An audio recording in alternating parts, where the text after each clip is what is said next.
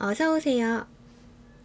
당신의 마음을 촉촉하게 적셔줄 봄비 같은 크리에이터 예니밍이에요. 아프리카 TV에서도 생방송과 녹방송으로 저를 만날 수 있는 거 아시죠?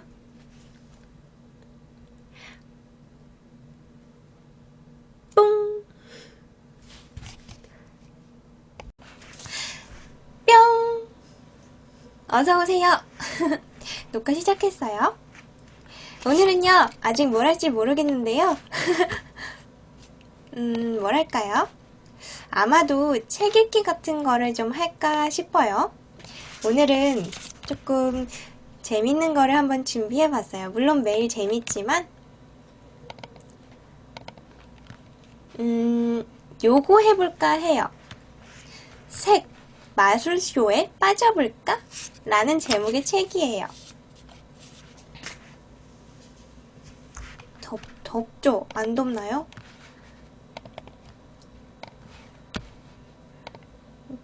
자.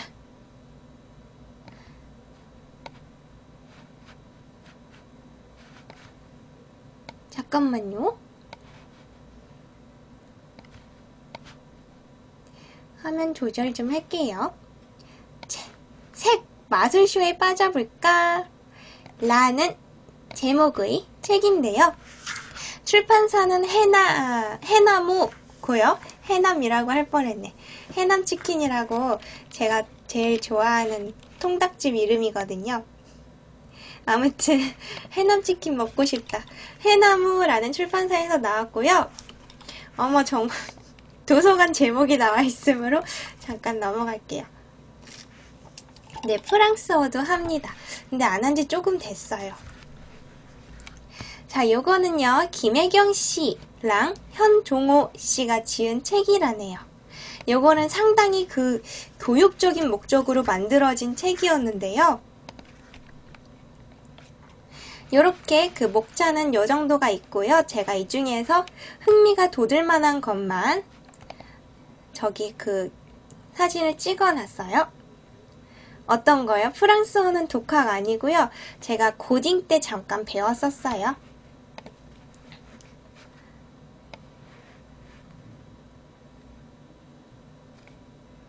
색의 어머니, 빛. 글씨가 되게 작게 보이죠? 좀 크게 해야 될 것 같죠? 이거를 좀 치우고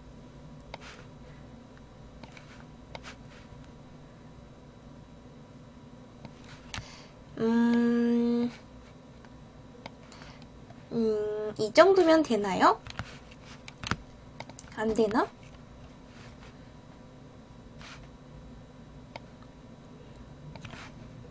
슝! 요 정도면 되려나? 자, 괜찮을 것 같아요. 아, 방제 제가 안 바꿨네요. 잠깐만요. 제어판 해서 방제 예니밍의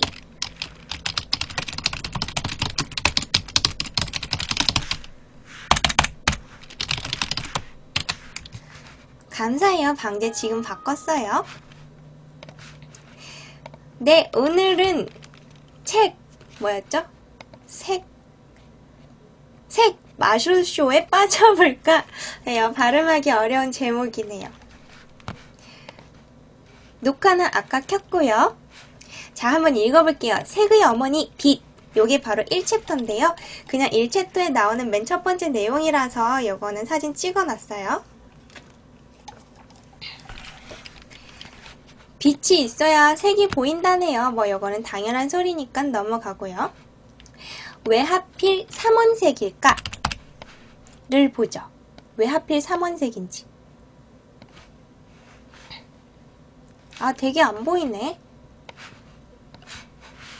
유전학자의 연구에 따르면 인류의 진화 초기에는 두 종류의 원추세포가 있었지만 약 4천만 년 전에 현재와 같은 세 종류의 원추세포로 분화하였다고 추정된다. 현재의 인류인 호모사피엔스 종이 지상에 출현한 것이 200만 년 전이므로 이미 인류 초기 때부터 현재와 같이 세상을 보았다고 할 수 있다. 그런데 인간의 시각이 유독 빨강, 초록, 파랑 이 세 가지 채널로 진화된 이유는 무엇일까? 지금 여기 시간 5분째예요. 4분 후반기예요. 그 비밀은 태양의 빛깔과 인간의 생존 본능에 숨어 있다. 지구는 40여억 년 동안 태양이 주는 빛으로 그 삶을 지탱하고 있다.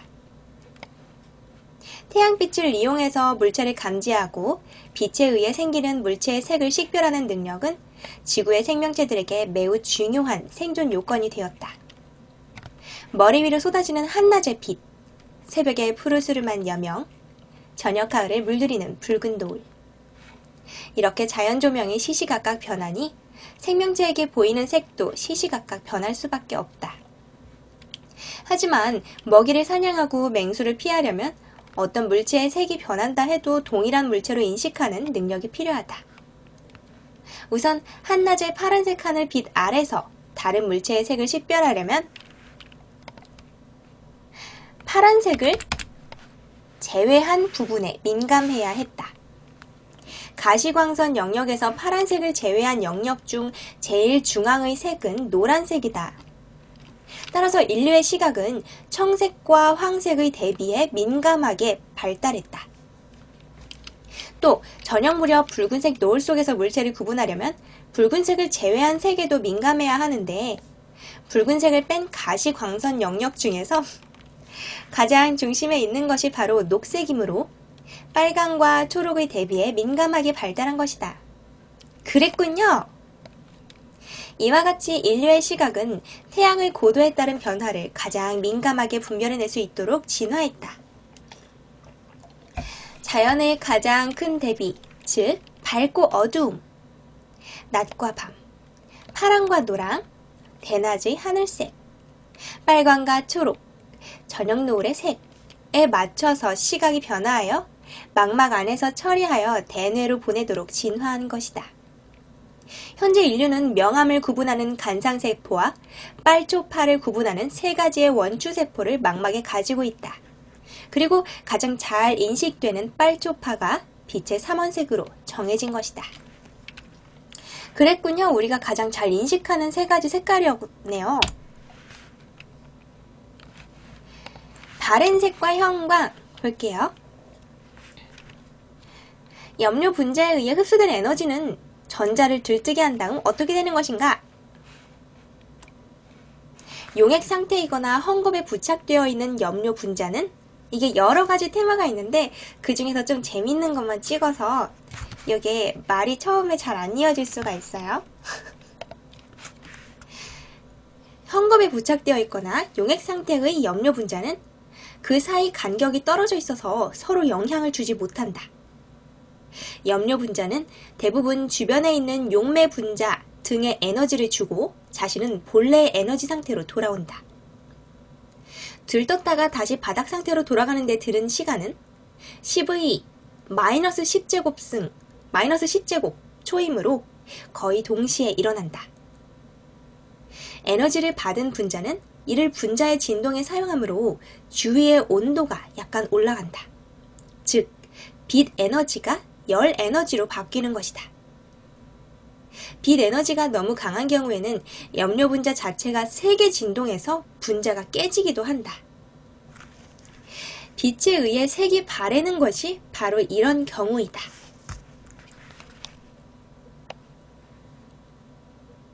또는 에너지를 다시 빛으로 내보내는 경우도 있다.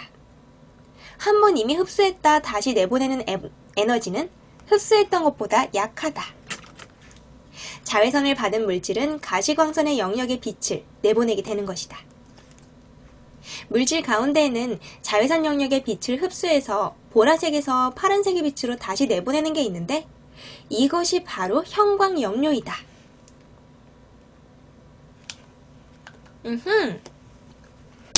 새하얗게 세탁된다는 세제에는 이런 형광염료를 소량 첨가한 것이 많다.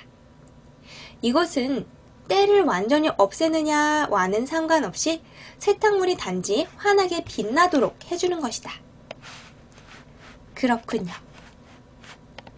재밌군요.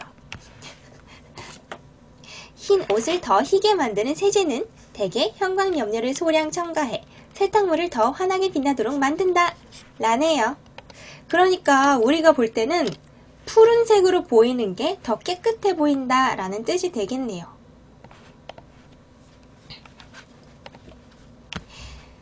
이게 지금 뭐 크레용 같은 거를 해놨는데요. 여기 밑에 있는 제 손이 아니라 저기 그 사진상 컨셉이에요. 이 책 사진상. 물질이 빛의 자극에 의해 발광하는 현상을 바로 형광이라고 한다. 형광 크레파스는 형광 물질을 섞어서 색깔을 환하게 빛나도록 한 것이다. 자, 이번에는 색깔별로 좀 나와 있는데요. 빨간색을 한번 볼게요. 빨간색. 피의 색, 스칼렛 이야기. 의 역사에 대해 알아보겠대요. 그 중에서 대혁명이 일어나기 전 프랑스에는 복식 규정이 있었다. 신분에 적합한 소재, 직물, 색깔까지 규정해 놓은 것이다. 상급 귀족, 하급 귀족, 고위 성직자, 하위 성직자, 부유한 시민, 가난한 시민, 부유한 농부, 가난한 농부, 하인, 심부름꾼, 꾼, 과부, 고아, 거지. 이들 각각에게 의복을 규정해 놓았고 규정에 맞지 않는 의복은 경찰이 압수했다. 색이 화려한 직물은 매우 비쌌기 때문에 천을 휘감는다는 건 곧 부유하다는 것을 의미했다. 중세의 전형적인 의복은 망토이다. 신분이 높을수록 망토의 길이는 길었고 비싸니까 신분이 낮을수록 색이 흐릿한 짧은 망토를 입었다. 20세기 전까지만 해도 농부 노동자들은 여름옷 2벌과 겨울옷 2벌이 고작이었다. 한 벌은 일요일에 입고 나머지 한 벌은 평일에 입었다. 화려한 색은 부자가 입고 탁한 색은 가난한 자가 입었다. 그것이 바로 법이었다. 그 당시의 교황인가 봐요. 라파엘로 산치오, 교황 율리우스 2세라고 되어 있네요. 사진.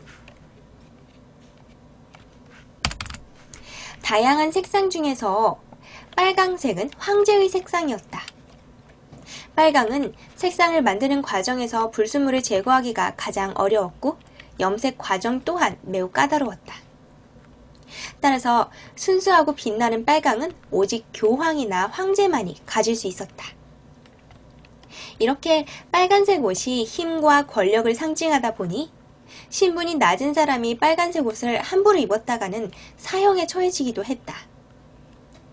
루이 14세의 초상화를 보자. 갖가지 색의 옷감을 치렁치렁 늘어뜨리고 있는 것을 볼 수 있는데 그 중에서도 빨간색 구두굽이 눈에 띈다. 오직 귀족만이 신을 수 있는 구두였을 것이다. 하지만 귀족이 부를 상실하게 되자 가끔 부유한 시민들이 빨간색 옷을 입게 되었고 빨간색 옷은 곧 부자의 색깔로 통하게 되었다. 빨간색의 귀족적인 의미는 요즘까지도 남아있다. 빨간 구두. 대부분의 대극장, 오페라 하우스, 호텔 앞에는 빨간색 양탄자가 깔려있다. 각종 시상식 때 스타들이 밟고 지나가는 길에도 레드카펫이 깔려있다. 왕실의 놀이였던 여우 사냥 때 입는 외투를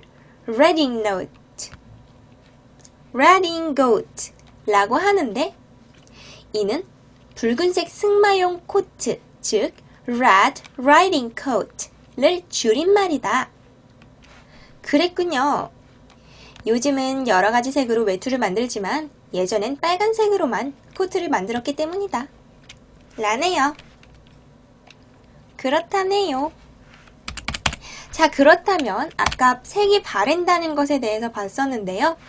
산화철로 그림의 연대를 알 수 있는 방법을 한번 보죠. 목탄의 탄소 외에도 이 앞에 목탄에 관련된 글이 있었나봐요. 붉은 흙에 있는 철 성분을 조사하면 그 그림이 그려진 시기를 알 수 있다. 프레스코화가 그려져 있는 고대 이탈리아 건물의 벽 중에는 붉은색 흙으로 채색된 것들이 있는데 붉은 흙에는 바로 철 성분이 들어있다. 축축한 벽에 발라져서 마르는 사이에 철은 그 당시 지구의 자기장 방향, 즉 자북 방향으로 배열된다. 벽이 옮겨지지 않는 한 그 방향은 유지된다. 따라서 그림의 가장자리를 긁어내어 자기장의 방향을 조사해서 현재 지구 자기장의 변화와 비교하면 그 그림이 그려진 연대를 파악할 수 있다. 거꾸로 그려진 시기를 이미 알고 있는 그림 조각을 통해서는 그 시대의 자북이 어디에 있었는지를 알아낼 수 있다. 이렇게 하는 거였군요. 엄청 신기하네요. 요 그림이 그 옛날 프레스코화를 사진 찍어 놓은 것 같아요. 여기도 있네요. 산화철이 사용된 프레스코화. 여기를 긁어내서 이 안에 붉은색 흙에 포함되어 있는 철의 방향을 본대요. 엄청 신기하다. 요 밑에 있는 손도 제 손이 아니에요. 사진에 남아있는 손이에요. 자, 이번엔 도자기 색깔을 한번 보죠. 도자기의 색. 고려청자, 분청사기, 청화백자는 모두 도자기의 색깔에 따라 붙여진 이름이다. 도자기가 지닌 특유의 색깔은 그 도자기가 만들어진 시대의 예술적인 수준과 기술, 기법을 보여주기도 한다. 완성도가 높은 도자기의 색은 그것을 만든 사람 외에는 흉내를 낼 수 없을 정도이다. 이런 색깔은 어떻게 만들어지는 것일까? 도자기의 색은 기본적으로 점토 성분과 유약 성분에 따라서 달라지는데 일단 한 번 구워진 도자기의 색은 영원히 바뀌지 않는다. 같은 점토와 유약을 사용했어도 어떻게 굽느냐에 따라서 구성 금속 원자의 산화 상태가 달라지므로 색깔도 달라진다. 때문에 같은 재료와 기법을 사용해도 만든 사람이나 가마의 상태 등 여러 조건에 따라 색이 다르다. 일단 여기 그림의 상감청자가 왼쪽에 나와 있네요. 다음 페이지. 여기 왼쪽에는 또 청화백자도 있고 오른쪽에는 그냥 백자도 있어요. 설명을 보죠. 도자기를 구울 때 높은 온도로 산소를 많이 공급하여 구우면 산화 반응이 많이 일어난다. 특히 철이 함유된 점토를 구우면 산화철로 변하면서 붉은색이 도는 회색 자기가 된다. 반대로 산소의 공급을 줄이면 불완전 연소가 일어나고 가마의 안은 일산화탄소로 가득 차게 된다.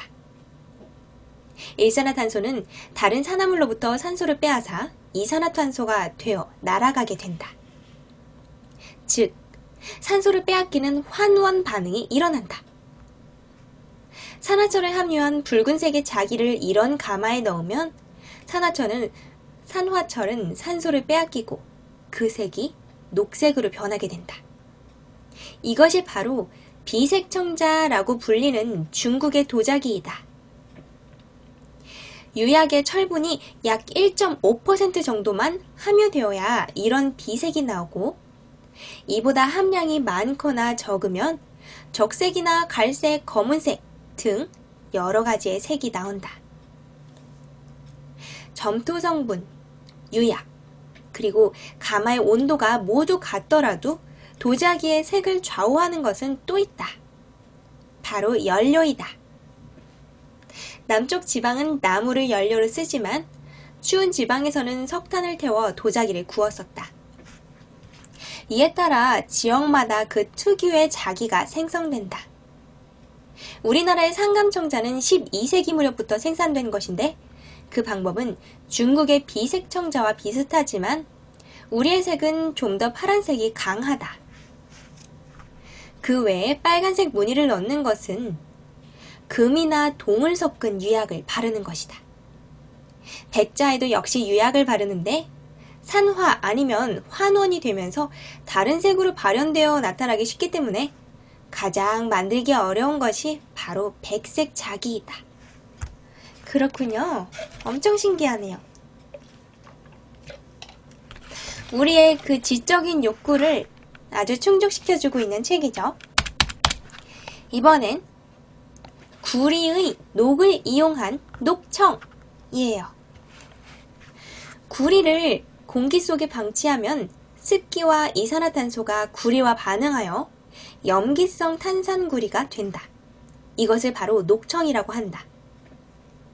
오래된 청동기에서 볼 수 있는 것과 같이 고르게 녹청이 낀 구리는 그 이상 부식되지 않는다. 조직이 아주 치밀하여 내부를 보호하기 때문이다. 녹청은 산과 암모니아에 녹고 200도씨에서 분해되며 유독하다. 구리의 아세트산의 증기를 작용시켜서 얻은 염기성 아세트산 구리도 녹청이라고 할 수 있다. 이들은 모두 청색 또는 녹색의 안료로도 사용된다. 녹청은 얇은 구리 조각을 포도주를 발효시킨 식초에 넣으면 바닥에 녹색 침전물이 생기는데 이를 안료로 사용하는 것이다. 얀 반 에이크의 아르놀피니 부부의 초상에서 부인의 화려한 녹색 드레스는 이 사진이죠. 이게 드레스 밑자락인 것 같아요. 부인의 화려한 녹색 드레스는 바로 이 녹청을 칠한 것이다. 하지만 이 녹청은 쉽게 변색되는 단점이 있다.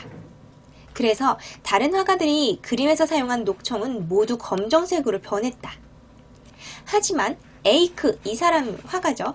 에이크는 니스를 칠해서 녹청의 변색을 막았다. 그래서 얀 반 에이크를 녹청의 명칭으로 쓰기도 한다. 신기하죠? 자, 이번엔 죽음을 부른 벽지의 색이에요. 1821년 나폴레옹이 51세의 나이로 세인트 헬레나 섬에서 죽었다. 한때 위풍당당했던 영웅이 몇 개월간 갑자기 시름시름 앓다가 죽으니 여러 가지 추측이 나올 수밖에 없었다. 녹청은 쉽게 변하지만 에이크는 니스로 보강했다. 그렇군요. 자, 여러 가지 추측이 나왔대요. 의사들은 사인을 위암으로 보았지만 어떤 이들은 우울증이 원인일 것이라고도 했고 또 다른 이들은 독살일 것이라고도 생각했다. 그러던 중 사후 경매장에서 나폴레옹의 머리카락이 나왔다.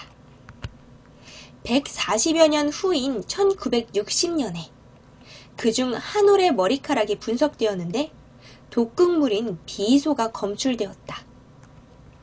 나폴레옹의 독살설에 힘을 실어주는 결과였다.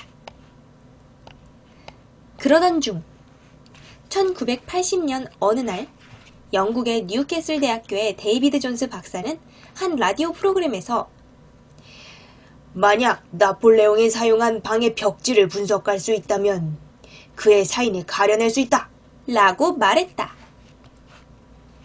그가 이런 말을 한 것은 벽지에 사용하는 안료 때문이다.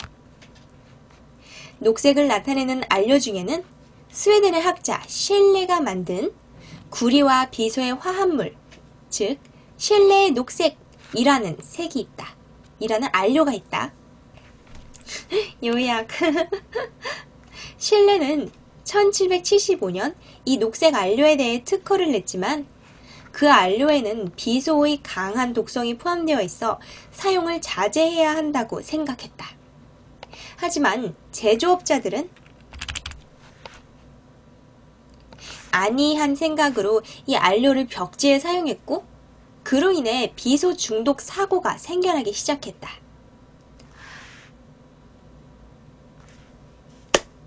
뭔가 기억난다. 저게 유럽 갔을 때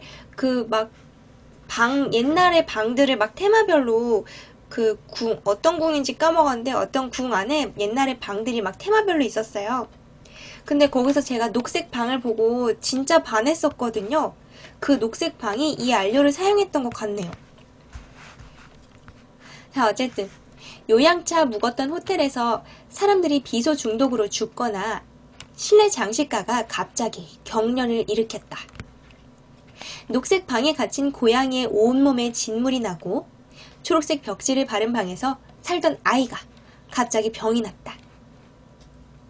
한동안 이들의 죽음을 벽지와 연관시키지 못하다가 1897년 이탈리아 생화학자 고시오가 이 초록 안료와 비소 중독 사이의 관계를 밝히면서 갑작스런 의문사들이 해명되었다. 데이비드 존스 박사는 실내에 녹색 안료가 발라진 벽지는 독성이 매우 강해서 습하고 더운 세인트 헬레나 섬에서는 이 안료의 비소 증기가 더 많이 나왔을 것으로 추정했다. 만약 벽지에 셸레의 녹색 안료가 칠해져 있다는 것만 확인할 수 있다면 그는 나폴레옹의 머리카락에서 검출된 비소 성분의 출처를 알아낼 수 있고 독살 여부를 알 수 있다고 했다. 그런데 며칠 후 너무나도 우연히 셜리 브래들리라는 여인에게서 편지와 일기 한 권이 도착했다. 그 일기는 매우 오래된 것으로 매우 사적인 시와 기도가 적혀 있었다. 그 일기의 주인공은 1823년 세인트 헬레나 섬에서 보았던 내용을 매우 자세히 적었다. 심지어 그때 나폴레옹이 머물렀던 방에서 몰래 찢어온 벽지 한 조각을 소중하게 붙여놓았다. 이 꽃 문양은 갈색과 녹색이 섞여 있는데 갈색은 원래 금색이었던 것이 바랜 것이다. 데이비드 존스는 일기를 기증했던 사람의 허락을 받아 분석했고 벽지에 사용된 녹색이 바로 비소가 함유된 셸레의 녹색이라는 것을 밝혔다. 나폴레옹의 머리카락에 있던 비소 성분의 비밀이 밝혀지는 순간이었다. 소름 돋죠? 바로 요 벽지네요. 이 사진에 나왔던 금색과 녹색. 네, 요즘의 새집 증후군과 비슷한 일이죠? 자, 이번에는 우린 그냥 연필을 쓰는데요. 1960년대 미국 우주항공연구원 나사는 수백만 달러를 들여 우주 공간에서도 사용할 수 있는 필기구의 개발에 전력을 기울였다. 무중력 상태에서 잉크가 내려오지 않아 볼펜을 사용할 수 없었기 때문이다. 그쵸, 소름. 쥐도 새도 모르게. 고심을 거듭하던 미국 우주 비행사들이 러시아 우주 비행사에게 자존심을 누르면서 물었다. 당신들은 우주에서 도대체 어떤 필기구를 씁니까? 러시아 비행사가 대답했다. 우리는 그냥 연필을 쓰는데요. 우주 공간에서도 쓸 수 있는 이 훌륭한 필기도구, 연필의 주재료는 흑연이다. 연필의 연은 납이라는 뜻이지만 연필에는 사실 납이 없다. 물론 처음 사용하던 연필에는 납이 들어있었다. 연필은 16세기 이전부터 사용되었던 것 같다. 에스파냐 사람들이 남아메리카를 정복할 당시 아즈텍 사람들이 회색의 크레용을 쓰고 있었다는 기록이 있다. 하지만 요즘처럼 나무 사이에 흑연을 넣은 것은 17세기에 들어서 이루어졌고 요즘과 같은 형태는 18세기 말 한 프랑스 사람에 의해 발명되었다. 니콜라스 콩테라는 사람은 흑연과 점토를 섞어 여러 가지 품질의 연필을 만들었다. 그 후 부드럽고 진한 것부터 단단하고 흐린 것까지 다양한 연필이 등장했다. 점토가 많이 함유될수록 딱딱해서 hard의 첫 이니셜인 H가 붙고 흑연이 많이 함유될수록 검정색이 진해서 black의 첫 이니셜인 B가 붙는다. 이게 바로 우리가 HB, HB 뭐 이런 거를 쓰는 이유죠. 9H부터 H까지 또 HB부터 9B까지 있다네요.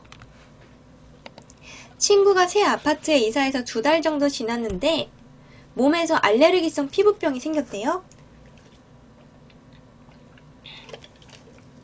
그쵸. 그 새 집을 독성을 빼려면 그냥 이렇게 뭐 며칠 뭐 이런 걸로 빠지지 않는다고 들었던 것 같아요. 그래서 새 집에는 바로 들어가는 거 아니고 먼저 생판 남에게 전세나 월세를 주고 그 다음에 자기가 들어가는 거라고 하더라고요. 그쵸? 신기하죠? 요거 H와 B의 비밀을 지금 알아냈네요. 요렇게 이름을 붙인 사람은 바로 이 사람이에요. 니콜라스 콩테. 이름도 콩테군요. 옛날에 그 콩테 있었죠. 그 밖에도 검정색을 만드는 방법은 매우 다양하다. 램프의 그을음을 모으면 램프 블랙이라는 색깔이 된다. 이것은 약 3000년 전부터 사용된 방법이다. 램프의 그을음으로 썼대. 또 상아를 태워서 만들면 아이보리 블랙이라는 색이 된다. 둘 다 탄소가 주성분이지만 다른 구성 성분으로 인해 각각의 특성이 다르고 색의 톤도 다르다. 먹이나 잉크는 약 4000년 전부터 중국과 이집트에서 사용되었다. 둘 다 그을음을 모아서 만든 것이다. 최고의 먹을 얻기 위해 예전에 중국에서는 병풍을 둘러친 밀폐된 방에서 일일이 등잔에 기름을 붓고 심지에 불을 붙인 후 그을음을 모았다. 연기가 가득한 방 안에서 콧바람에도 날아가 버리는 그을음을 세밀한 깃털로 모으는 작업은 매우 고통스러운 것이었다. 먹이에 뭔가 그 기름으로 한 거를 그을음을 모은 거였군요.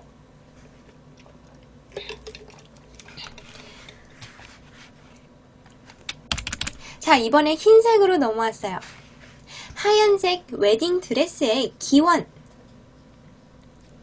결혼식 때 웨딩 드레스를 입고 흰색 면사포를 쓰는 것은 19세기에 들어와서 생긴 풍습이다. 그 이전의 신랑 신부는 그저 가지고 있던 옷 중에 가장 좋은 옷을 골라 결혼식에서 입었다. 그만큼 직물과 염색이 비쌌기 때문이다. 영화 로미오와 줄리엣에서도 줄리엣은 결혼 전날 유모와 함께 잠시 옷장을 들여다보고 내일 무엇을 입을지 고른다. 당시 1500년대에는 당연한 일이었다. 1850년대에도 이런 전통은 그대로 이어졌다. 소설 제인 에어를 보면 가정교사인 그녀가 가진 옷은 단 3벌이었다. 여름옷, 겨울옷, 교회 갈 때 입는 옷. 따라서 평범한 사람들인 농민들은 교회에 갈 때 입는 옷을 결혼식 날에 입었고 대부분 회색이었다. 그나마 돈이 많은 시민들은 검정색 비단옷을 입었다. 하지만 돈이 많은 사람들조차도 결혼식 후 이 검정색 비단 웨딩드레스를 고쳐서 파티복으로 재활용했다. 결국 결혼식 때 하루만 입는 옷은 메디치가나 영국 왕실 정도 되는 사람들만 누리는 사치였다. 그래서 여기 이제 이유가 나오네요. 흰색 웨딩드레스를 처음으로 입은 사람은 빅토리아 여왕이다. 1840년 알베르트 왕자와 결혼한 빅토리아 여왕은 이색적으로 흰색 드레스에 흰 면사포를 썼다. 지금은 당연한 것이었지만 그 당시에 신부가 레이스로 얼굴을 가리는 것은 너무나 생소하고 특이한 것이었다. 당시의 여왕은 영국의 레이스 산업을 지원하고자 이런 디자인을 한 거였지만 오늘날에는 흰색 드레스와 하얀 면사포는 신부의 상징이 되었다. 그랬군요. 네, 내일 식장 가요. 내일은 형부의 동생이 결혼하시거든요. 근데 우리 집 바로 근처에서, 바로 앞에서 결혼해요. 뭐더라? 1800년대 이후 직조 기술이 많이 개발되어서 흰색 천의 가격이 많이 낮아진 것도 흰색 웨딩드레스의 유행에 일조했다. 바로 여기 왼쪽 위에 나온 이 사진이 최초의 흰색 웨딩드레스를 입은 결혼이로군요. 그래도 1900년대 초까지 신부의 사진을 보면 대부분 검정색 드레스에 면사포만 흰색으로 쓰고 있는 걸 볼 수 있다. 여전히 흰색 옷 가격이 비쌌기 때문이다. 그렇네요. 검은 웨딩드레스네요. 요거는 요즘의 웨딩드레스인 것 같죠? 형부 동생님 축하드린대. 자, 이번에는 세상에서 가장 유명한 흰색 집, 백악관이에요. 미국의 대통령 관저를 White House라고 부른다. 말 그대로 흰색 집이라는 의미이다. 그렇다면 백악관이라고 부르는 이유는 무엇 때문일까? 그 해답은 이 건물을 칠한 흰색 페인트의 성분에 있다. 백악이라는 건 분필을 말한다. 이것은 백색 안료의 이름이기도 하고 회백색의 석회암을 의미하기도 한다. 석회암은 조개 껍데기에서 나온 석회질이 오랜 시간 동안 다져져서 생긴 암석이다. 그래서 백악이라는 흰색 안료는 바닷가에서 많이 발견된다. 영국 도버 해협의 절벽은 모두 백악으로 이루어져 흰색의 장관을 이룬다. 네, 그래요. 저도 감사했어요. 다시 보기뿐 아니라 매니저님의 방송국에서 녹방으로도 나오고 있고요. 유튜브에서 보실 수도 있으니까요. 잘 들어가시고요. 주말 잘 보내세요. 뭐더라? 고대 그리스 건물의 흰색도 이 백악을 사용한 것이다. 이것은 다른 흰색 안료와는 달리 세월이 지나도 색이 변하지 않는다는 장점이 있다. 미국인들은 유럽을 선망한다.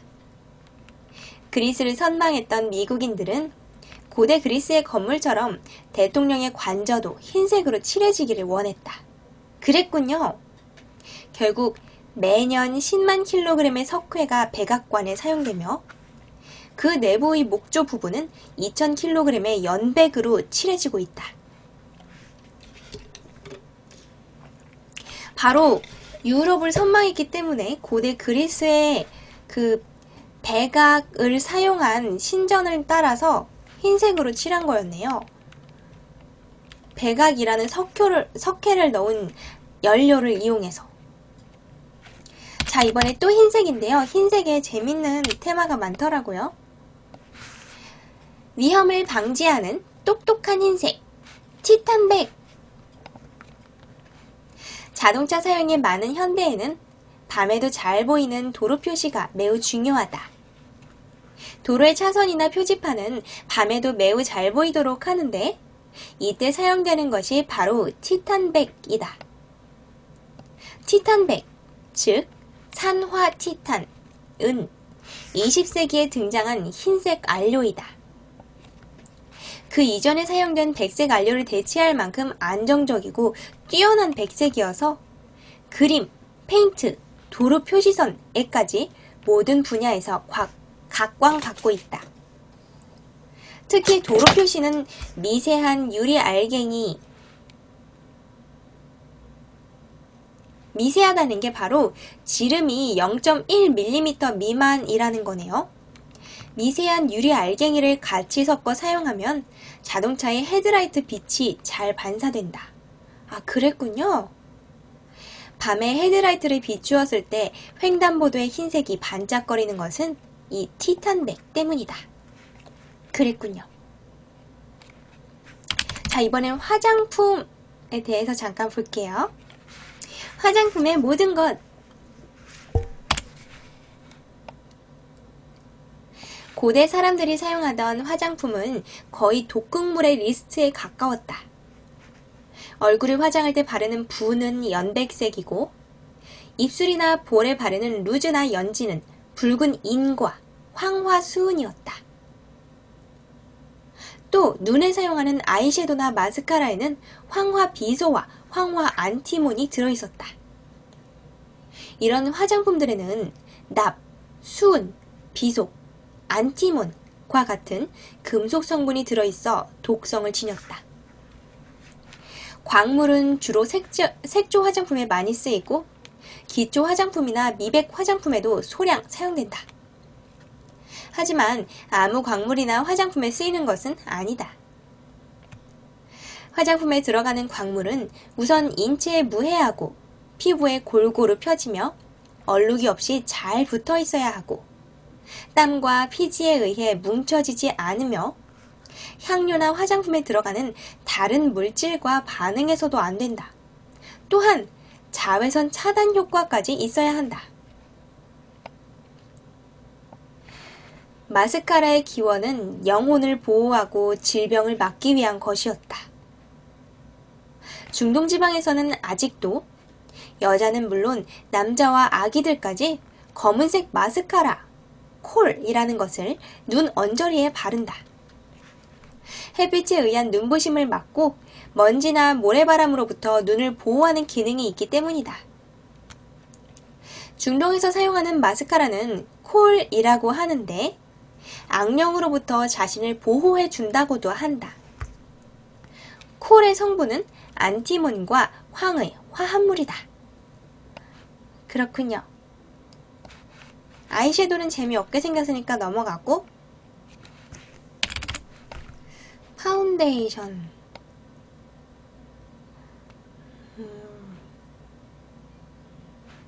자, 자외선을 차단하라. 요거 보죠.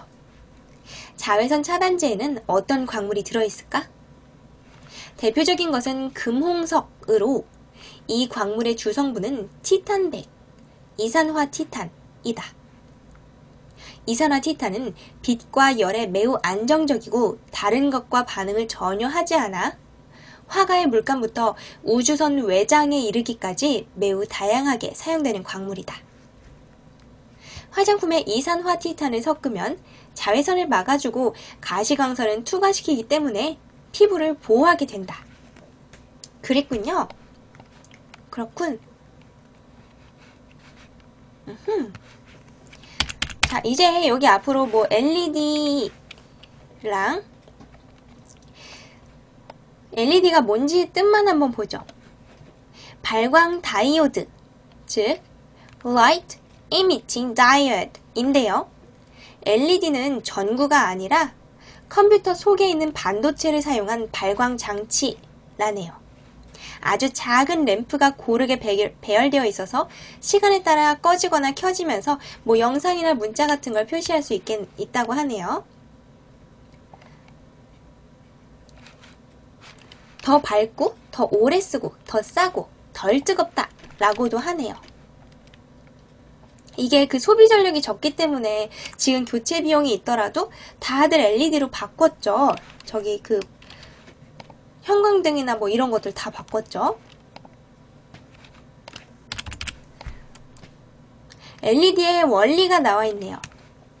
LED는 전류가 흐르면 빛을 내는 반도체로 양과 음의 전기적 성질을 가진 두 화합물이 접합하여 전기가 흐르면 빛이 발생되는 원리를 이용하고 있다.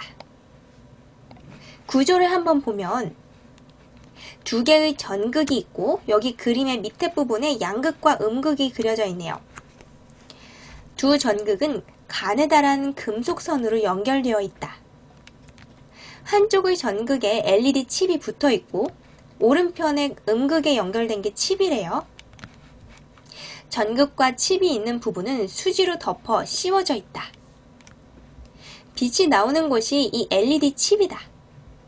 아, 요 조그만 칩에서 나오는 거였군요. 이것은 반도체 두 개를 겹쳐 놓은 것이다. 반도체에는 전자가 부족해서 빈 곳, 즉 정공이 있는 P형과 남는 전자가 있는 N형이 있다. 이 N형과 P형 반도체를 맞붙이고 전압을 걸어주면 전자와 정공이 서로 움직이다가 끌어당겨 만나게 되면서 N형 반도체의 전자는 안정성을 얻는다. 이때 전자가 가지고 있던 에너지를 빛으로 내놓는데 이것이 바로 LED이다.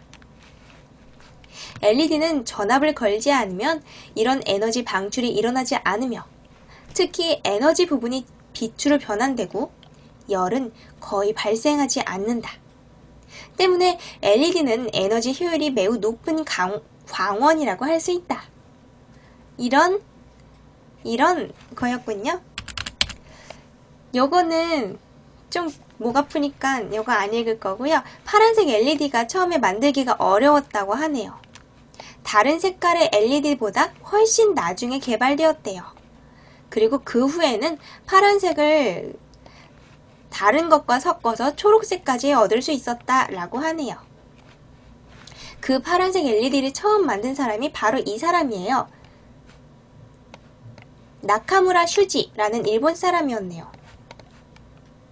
엄청난 보너스를 받았대요. 그런데 이 사람이 이거를 만들어 놨는데 뭐 제대로 대우를 해주지 않아서 뭔가 막 여러가지 비판이 일었다고 하네요. 그리고 지금은 뭐 신호등, 자동차 전등, 모니터 등등 이런 게 다 LED로 바뀌고 있죠. 저희 그 외삼촌도 예전에 그 LG전자 연구실에 계시다가 거기서 나오셔서 LED 사업을 한 지 꽤 오래됐어요. 되게 지금 생각해보면은 엄청나게 성견지명을 가지셨던 건데 원래 그 반도체 쪽에 계시다가 LED로 독립하셨다고 들었는데 지금 저기 LED의 원리를 보니까 반도체에 관련된 거였네요. 신기하다. 지금은 LCD라는 것도 있죠. 모니터가 액정화면이라고도 불리는 LCD라네요. 이 LCD는 두 장의 얇은 유리기판 사이에 액정을 넣은 거라고 하네요. 얘는 액체와 고체 사이의 중간 상태로 액체와 같이 유동성이 있으면서 고체와 같이 규칙적인 구조를 가진대요. 우리가 여기 그 모니터를 손가락으로 눌러보면 뭔가 약간 이렇게 움직이는 거 보이죠? 뭐 그렇다네요. 여기 구조가 그림으로 나와 있어요. 뭐 이렇게 생겼대요. 뒤에서 빛을 비춰주면 뭐 어쩌고 저쩌고 뭐 이렇대요. 자, 그리고 벽에 거는 TV, PDP도 나왔군요.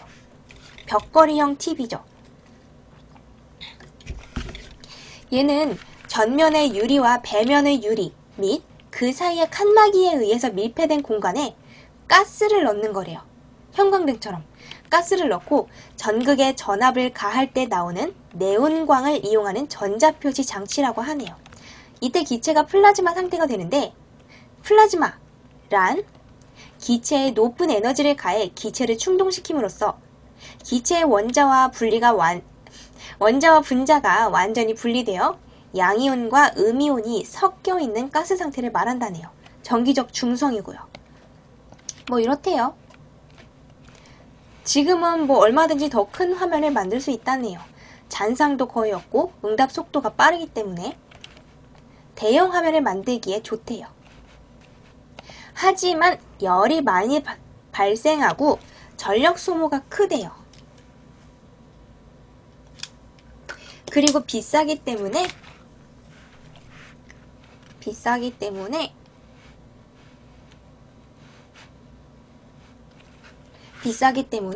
LCD로 만든 대형 화면이 더 인기가 있다라고 하네요. 자, 그 다음 버전이 바로 OLED인데요. OLED는 유기 발광 다이오드예요. Organic Light Emitting Diode인데요. 얘는 원리는 LED랑 비슷한데요. 유기물질이나 고분자를 사용한다고 하네요. LED에는 뭐 반도체를 넣었었죠. 그리고 OLED에는 전기를 가했을 때 스스로 빛을 내는 자체 발광형 유기물질을 사용한대요.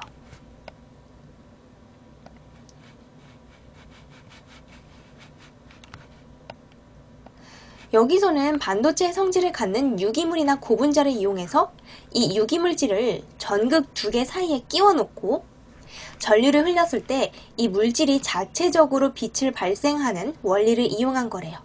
이거를 유기전기 발광이라고 한다네요.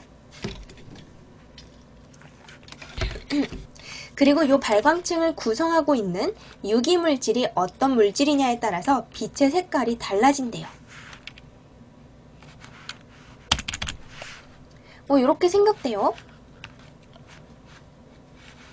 뭐 이렇대요. 그래서 RGB 각각의 유기물질 3가지를 다 사용해서 천연색들을 막 이렇게 조합해서 구현할 수 있게 하나봐요. 그리고 LCD는 픽셀을 열고 닫는 거였는데 얘는 반응 속도가 1000배 이상 빠르대요. 유기물이 직접 발광하기 때문에 화질도 더 좋고. 그렇군요. 그리고 지금은 빛에 따라서 색이 변하는 것도 있죠. 빛을 받았을 때 광감응 색소라네요. 빛에 반응해서 색깔이 변하는 색소래요.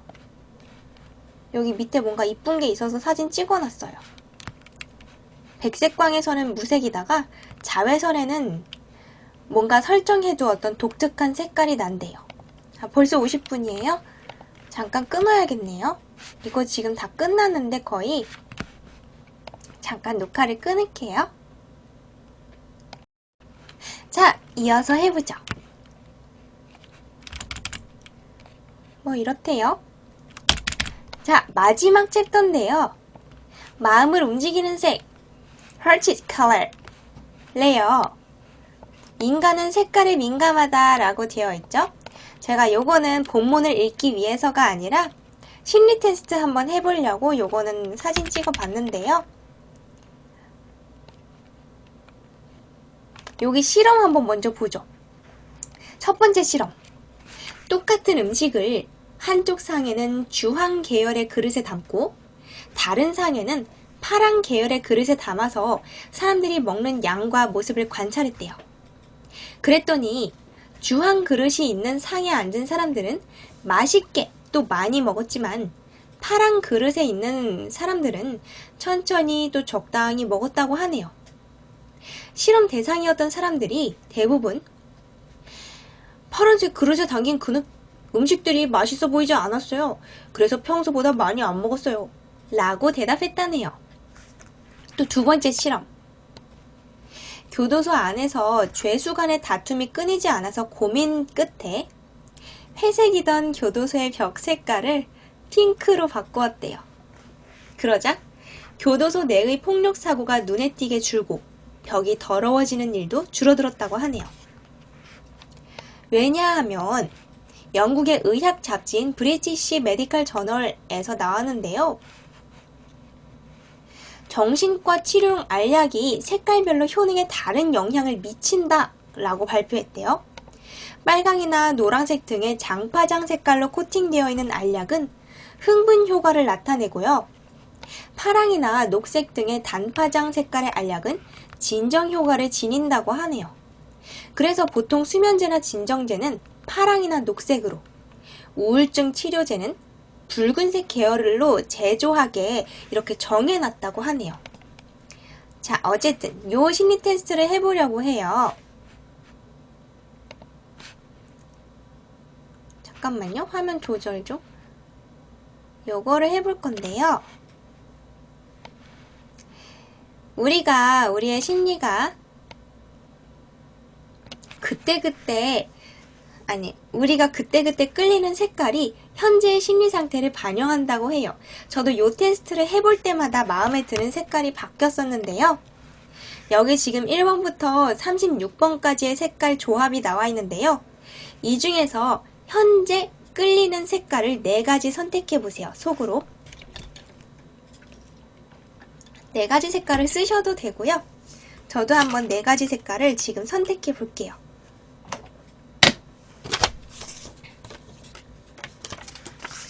지금 끌리는 색깔로요. 평상시에 좋아하던 색깔 말고.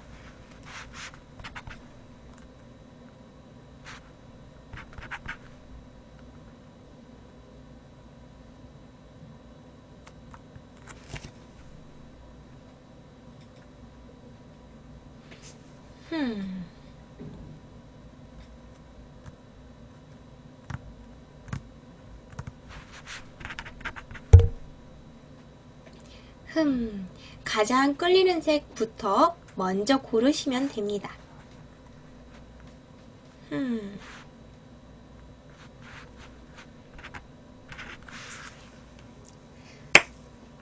저는 4가지 색깔 다 골랐어요. 고르셨어요? 고르셨으면 여기 그 채팅으로 치셔도 돼요.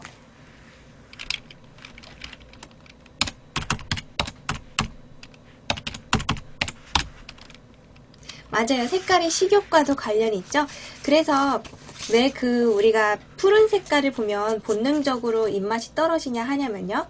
왜냐면 그 자연 상태에서 우리가 먹을 수 있는 음식은 푸른색이 없대요. 주로 우리가 뭐 자연 상태의 음식들을 보면 붉은색 계열이 많죠? 그래서 우리가 본능적으로 붉은색 계열을 보면 식욕을 느낀다고 하네요. 그리고 푸른색 음식은 독이 있는 경우가 많기 때문에 우리가 본능적으로 입맛이 떨어지게 되는 거래요. 아, 고르셨군요. 저도 이렇게 골랐어요. 매니저님 안 고르세요? 네, 끌리는 순서대로 써주시면 돼요. 매니저님 안 고르실 거예요? 이제 화면 넘어가려고 해요. 아, 고르셨군요. 넘어갈게요. 결과 페이지로 넘어갈게요. 보죠. 저는 지금 매니저님도 저랑 첫 번째 색깔이 똑같네요. 첫 번째 4번. 과식과 과음에 따른 가슴 아리와 미통으로 몸 상태가 좋지 않으며 지나치게 신경을 혹사한 탓에 위의 상태가 나빠져 통증을 느끼고 있을 수도 있다. 또 실제로는 나쁜 곳이 없는데도 끊임없이 위에 신경이 쓰이는 등 소화기 쪽으로 늘 의식이 향해 있다. 어떻게 알았지? 지금 우유를 한 컵이나 마셔서 속이 매우 거북한 상태였는데. 퐁디님 1번 있군요. 지금은 안정미가 넘치는 것처럼 보이지만 한편 외롭다. 그렇군요. 그 다음 번호가 저는 14였고 여기 매니저님 거 있네요. 매니저님 거 12번 있네요. 걱정되는 것에 사로잡혀 있다. 근심 걱정이 강하다 라네요. 제 다음번 색깔은 14번. 14번 봐야지. 똥 색깔. 아니 뭐야 이거. 물질적, 금전적으로 만족하지 못하고 있으며 비싼 물품이 욕심난다든지 갑자기 돈이 필요하게 되는 등 돈과 물건에 대한 생각이 머릿속에서 떠나지 않고 있는 상태다. 저는 살면서 금전적으로 만족하지 못한 적이 없는데 지금 제가 월급을 올리고 싶다고 생각해서 그런가? 자, 아무튼 다음번 확인할게. 여기는 또 없죠? 지금 없네요. 다음 페이지 보죠. 이번 페이지에 있는 게 없군요. 또 아무도 없어. 아무도 없고요. 매니저님의 25번 하고 퐁디님의 28번이 여기 있군요. 저도 28번 골랐네요. 28번. 지금 몹시 허기가 졌거나 목이 말라 물을 마시고 싶은 상태다. 혹은 다이어트에 신경이 쓰여 자연식품에만 생각이 가 있을 수도 있다. 식사를 끝낸 직후에도 이 색깔을 선택하는데 음식에 대한 관심이 높아져 있기 때문이다. 저는 항상 음식에 대한 관심이 높은데 오늘 갈증이 좀 심해요? 아까 퐁디님 23번이 있었어요? 아, 진짜네요. 제가 지나갔네요. 여기 있네요. 퐁디님 오늘 노란색 계열이 끌리시나봐요. 안정적이고 우호적인 정신상태이다. 목표를 정하고 노력해온 것이 달성된 직후의 기쁨 혹은 달성이 눈앞에 다가온 것에 대한 확신 등 희망 이런 상태라네요. 희망 상태. 좋은 건데 난 왜 나쁜 거밖에 안 나오지? 자, 다음번 28번, 25번 다 봤고요. 마지막 페이지인가요? 퐁디님의 31번 수면 부족 매니저님의 33번 청소, 세탁, 정리정돈, 방의 도배, 이사, 채권 채무 등의 이행 등 마음에 걸리는 것이 있으나 그것을 하고 난 혹은 그걸 하고 난 직후여서 아직 의식이 남아있는 상태다. 저는 뭐가 있나요? 저는 34번 있네요. 소름 돋는다 진짜. 질병, 스트레스, 생리, 부상 등으로 앓고 있던 몸과 정신이 이제는 확실히 회복기에 접어들었거나 회복해서 원기를 되찾은 직후의 상태다. 평온함으로 가득 찬 해방감이 넘쳐 흐르는 바람직한 정신 상태다. 좋은 거 한 개 나왔네요. 바람직한 정신 상태래요. 근데 지금 아픈데. 네, 약간 이게 조금 너무 단정적인 말투여서 우리가 거부감을 받을 수 있긴 한데요. 대체적으로 이게 되게 잘 맞는다고 해요. 그냥 단순히 색깔이 아니라 이 색깔의 조합에 따라서 우리가 또 심리 상태가 다르대요. 저도 지금 되게 평소랑 많이 다르게 결과가 나왔는데요. 저는 일반적으로 뭐 이렇게 흰색, 핑크색, 노란색 막 이런 단색 계열을 주로 선택했었거든요. 오늘은 되게 조금 똥색깔 선택한 건 처음이었어요. 재밌죠? 색깔 심리 테스트. 어서오세요. 무슨 얘기 하고 있는지 모르시겠지만 자, 아무튼 색깔 심리까지 재밌었어요. 오늘은 무슨 책을 읽었었냐면요.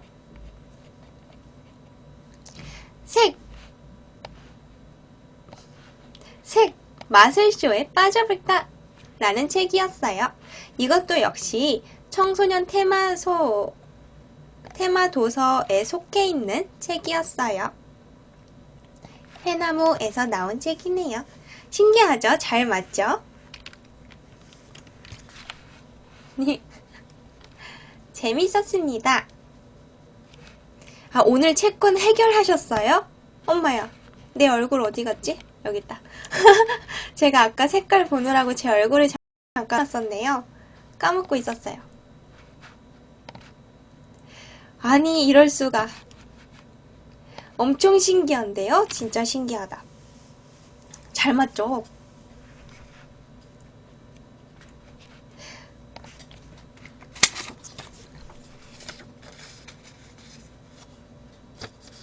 제가 되게 첫인상이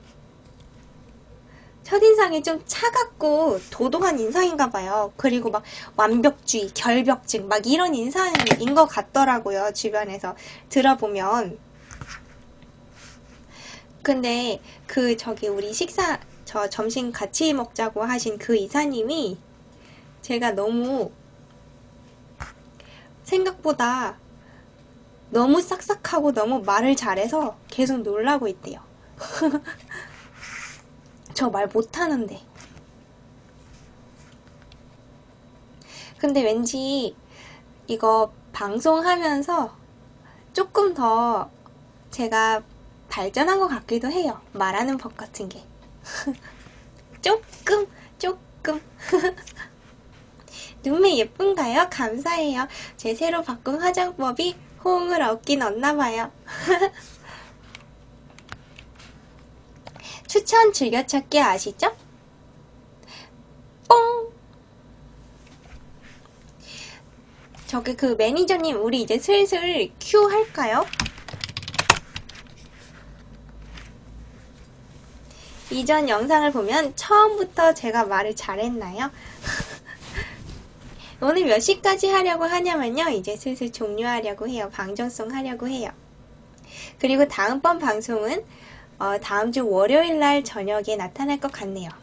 다음 주는 화목토가 아니라 월수금으로 진행될 예정이고요. 다음 주의 주말에는 아직 미정이에요. 1초라도 안 보이면 이렇게 조조한데. 아, 죄송해요. 제가 오늘 목이 너무 아프네요. 3초는 어떻게 기다려. 뭐라고 하셨었나? 내 방송은 일주일에 3-4번 정도 합니다. 사랑해, 널 사랑해. 오늘은 말할 거야. 60억 지구에서 널 만난 건 럭키야. 사랑해. 여기저기 한눈 팔지 말고 나를 봐. 너무 낮게 잡았어. 좋아해. 나를 향해 웃는 미소 매일매일 보여줘. 팔딱팔딱 뛰는 가슴 구해줘. 온 내 마음 10년이 가도 너를 사랑해.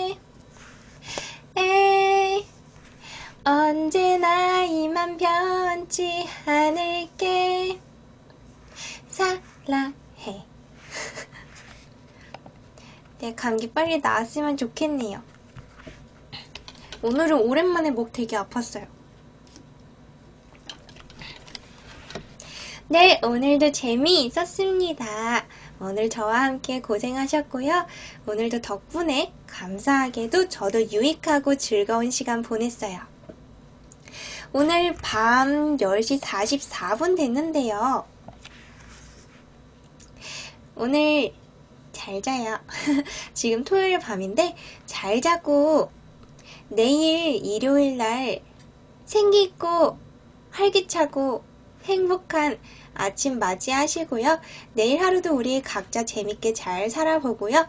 그 뒤에 월요일 저녁 8시에 만나요.